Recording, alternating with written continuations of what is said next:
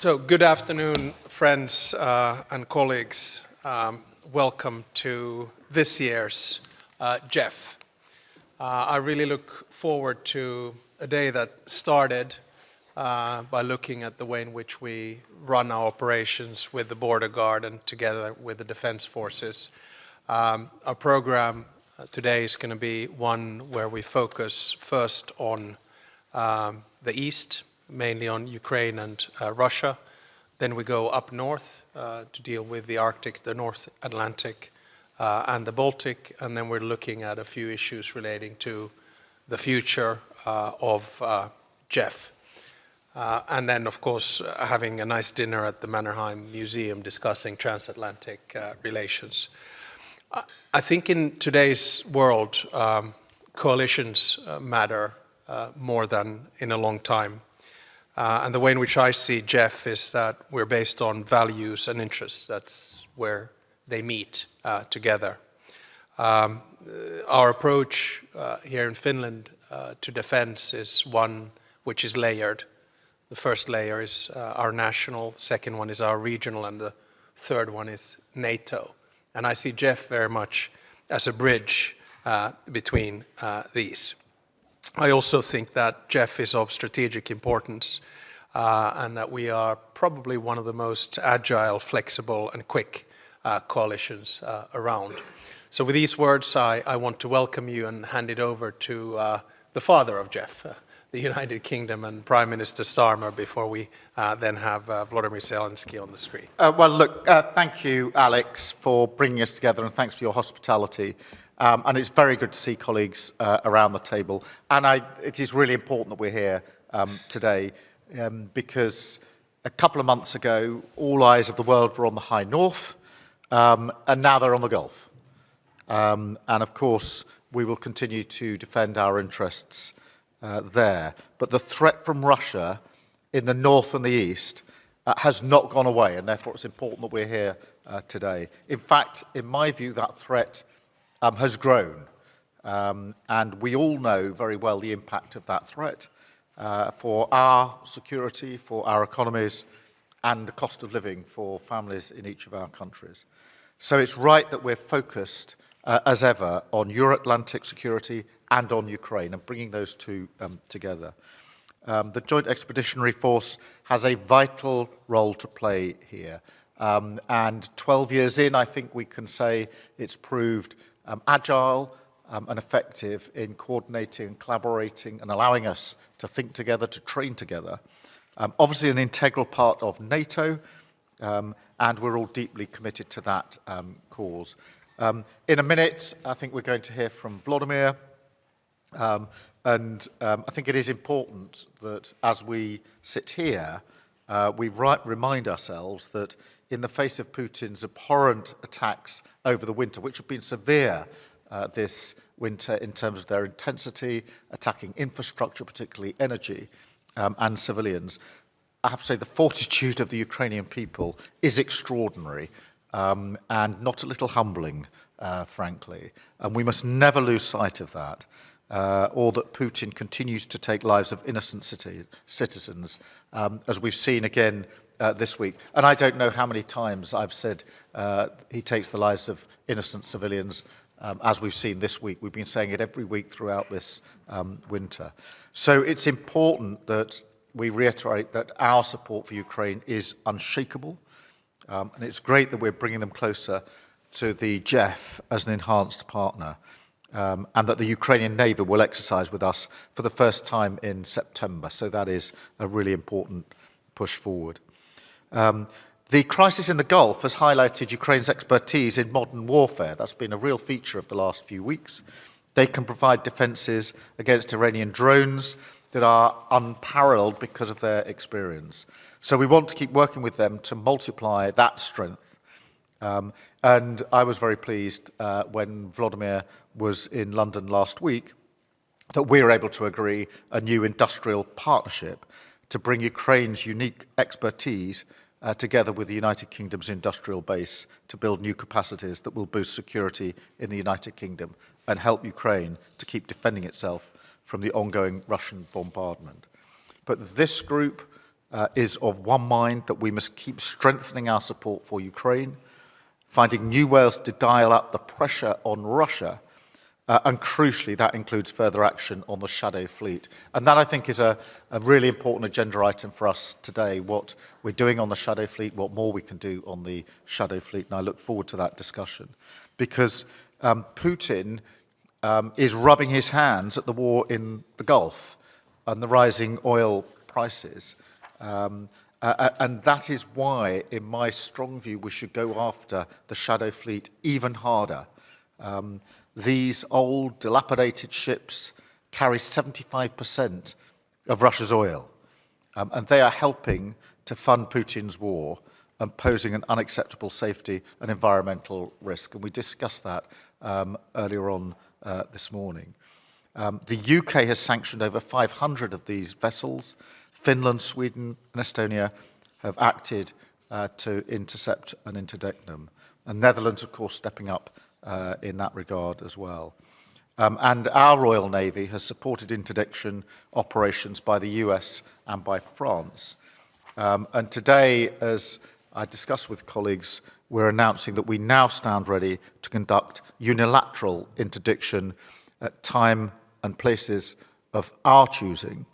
The British Armed Forces and British law enforcement are now able to board sanctioned vessels that are passing through our waters. Together, we must close off critical sea routes to this vital trade, to keep up the pressure on Putin, and to help change the narrative of this war. Because the reality on the ground is that Ukraine is holding firm. They've taken back territory in recent weeks, and they're imposing a terrible cost on the invaders. So whatever Putin may tell himself after 4 years, the truth is that Russia is not winning. They won't win, and they must stop blocking the path to a just and lasting peace. And I very much look forward to discussing this with colleagues around the table during the course of the 3 sessions I think we've now got this afternoon. Alex, thank you very much, and back to you. Thank you very much, Keir. Next, we will have Volodymyr on the screen. So we'll wait a little bit for the media to leave the room.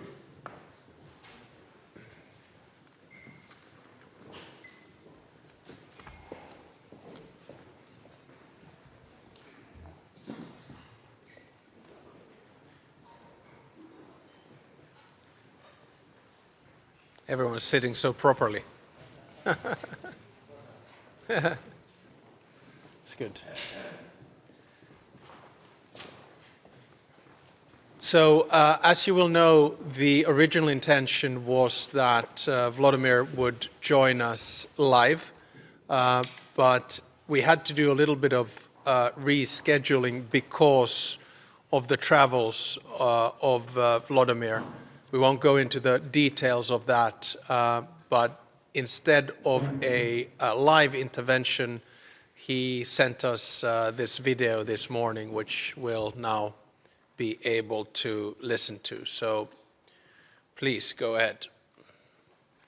Alex, Mr. President, dear friends, I'm glad to speak to you and confirm that Ukraine is ready to contribute to the development of the security cooperation format, the JEF. We all see now that the world can be very harsh and dangerous for those who stand alone or stay aside from joint efforts to ensure real security.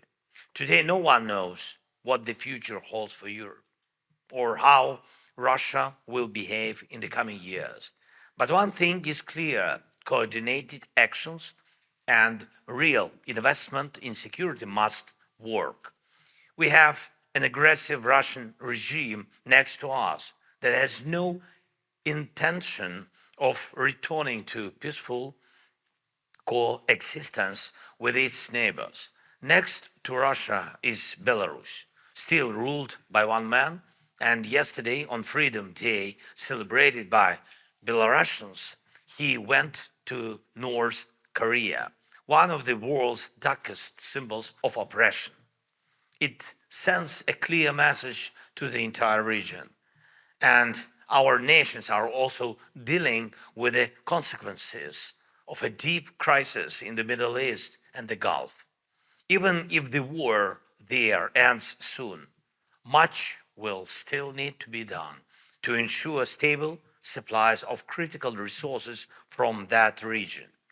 All of these, and especially the brutality of Russia's war against Ukraine, pushes each of us to act more. And thank you for this kind of cooperation. Ukraine has now offered the countries of the Middle East and the Gulf long-term cooperation to protect their skies. They have strong financial resources and experience in dealing with ballistic threats, but they need our expertise in countering drones.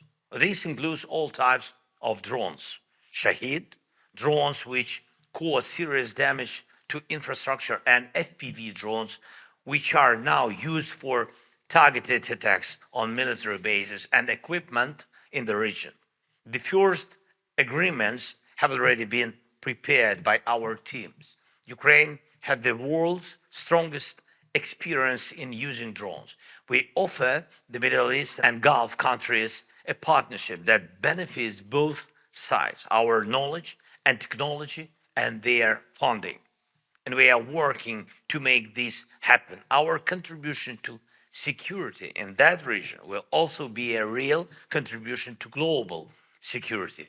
This matters because energy security and the cost of living, particularly in Europe, depends on their oil, gas, and other resources and stable global markets. And I believe that in Europe we need to build more close cooperation between Ukraine, your countries, and all European nations to ensure real protection on land, in the air, and at sea. The key is not only producing new weapons, especially drones, not just technology, but also real experience in using it and integrating it with radars, aviation, and other air defense systems. We have this experience. Together, we have a strong industrial base. You have financial capacity. Let's bring all of this together even more. And I'm grateful to every country we already have clear agreements with on joint production. We should work so that with all JEF countries, we build a real production alliance. And I'm grateful for the enhanced partnership status for Ukraine received in Oslo. The status already opens the door to practical cooperation, like taking part in the terraces exercise. We are ready to move forward, bringing our experience and capabilities to make the JEF community even stronger. And our goal is simple and clear. Ukraine is ready to become a full-fledged member of the JEF.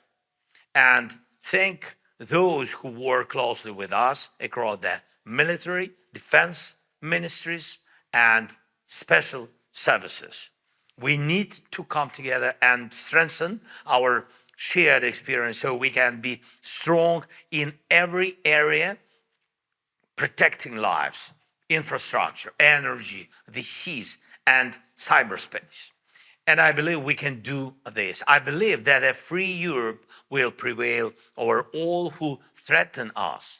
And of course, air defense is a top priority. In Europe, we must have full capacity to produce all types of air defense systems and the missiles for them. This includes protection against drones, cruise missiles, and ballistic threats. And we cannot rely on other partners' industries. We must be confident in our own industry here in Europe. Please, let's keep moving this work forward and speed it up. And while we are building this capacity, please remember that we need protection from Russian missiles every single day. And I'm grateful to those of you who actively support us through the Pearl program. It's critically important. And one more point. Oil and gas markets are very, very uncertain now. But we must not let Russia take advantage of this. We all know that for Russia, money from oil and gas means more time for war. Putin turns every dollar he earns into killing and destabilization. So please keep the pressure on Russia. Its tankers and shadow fleet must not feel safe in European waters. I thank Denmark and Sweden and France for detaining these vessels, a clear demonstration that enforcement is not only possible but effective. Now we must go further. These tankers must not just be stopped, they must not be used to bypass international law. We need joint action to create strong laws in Europe that allow countries to block Russian tankers and confiscate the oil. This should be a real tool to take away Russia's ability to pressure Europe. Please also help others in Europe move these decisions forward and implement them at home. Please, let's do this. Thank you. Slava Ukraini.